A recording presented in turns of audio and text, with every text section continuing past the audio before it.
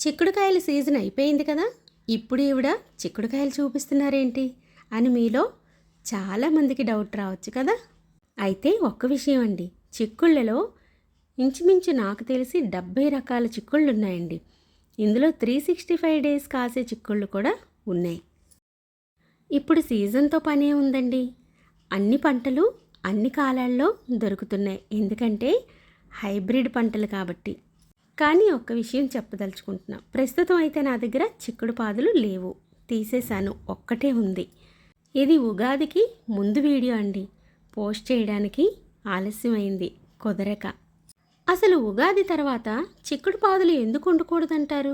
కొన్ని ప్రాంతాల్లో శివరాత్రి తర్వాత, కొన్ని ప్రాంతాల్లో ఉగాది తర్వాత అసలు చిక్కుడు మొహం చూడకూడదు అంటారు. వెంటనే ఆ పాదులు తీసేయాలని అమ్మమ్మల నానమ్మల తరం నాటి నానుడి. పెద్దవాళ్ళు ఏం చెప్పినా కూడా అది మన మంచికేనండి. సామెత మీరు వినే ఉంటారు, పెద్దవాళ్ల మాట చద్దన్నం మూట అని. మీ ముచ్చట్లు మీవైతే మా ముచ్చట్లు మావి అంటూ మాట్లాడుకుంటూ చక్కగా ధాన్యం తింటున్నాయి. ఇందులో ధాన్యం అయిపోవచ్చిందండి, కొత్త వరకుచ్చుని మళ్ళీ పెడతాను. ఆఖరిలో అయినా సరే కాపు ఎక్కువే వచ్చింది కదండి, పాదు తీయాలని అనిపించట్లేదు, కానీ తప్పదు. ఇంతకీ ఎందుకు అనుకుంటున్నారు? ఉగాది తర్వాత చిక్కుడుకాయల్లో పురుగు చేరుతుంది కాబట్టి ఆరోగ్యానికి నష్టం అని తినవద్దు అని చెప్పారు. అలాగే చూడవద్దు అని నానుడైపోయింది. ఈ హార్వెస్ట్ చేశాక 15 రోజుల తర్వాత క్లిప్ మీకు యాడ్ చేస్తున్నాను, చూడండి. నేను సీడ్స్ కోసం కొన్ని చిక్కుడుకాయలు అయితే విడిచిపెట్టానండి.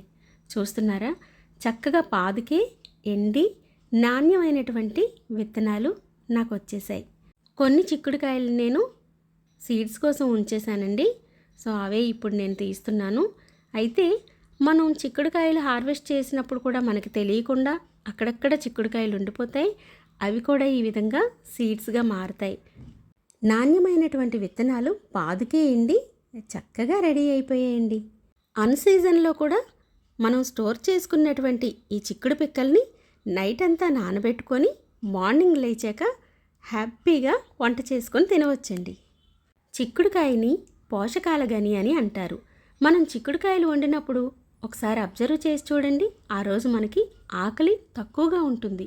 ఎందుకంటే మన బాడీకి కావలసినటువంటి పోషకాలన్నింటినీ కూర ద్వారానే అంది ఆకలిని చంపేస్తుందన్నమాట. చక్కగా వీటన్నింటినీ ఒలిచి ఫ్రిడ్జ్లో స్టోర్ చేస్తానండి. అలాగే నా తోటి గార్డెన్ మిత్రులకి ఈ విత్తనాలు కొన్ని అందజేస్తాను. అసలు ఎటువంటి కెమికల్ లేకుండా ఆర్గానిక్ పంట తినడం కూడా అదృష్టమే అంటాను. మీలో ఎంతమంది సేంద్రియ సాగు చేస్తున్నారో చెప్తారా మరి? Thank you for watching and happy gardening అండి.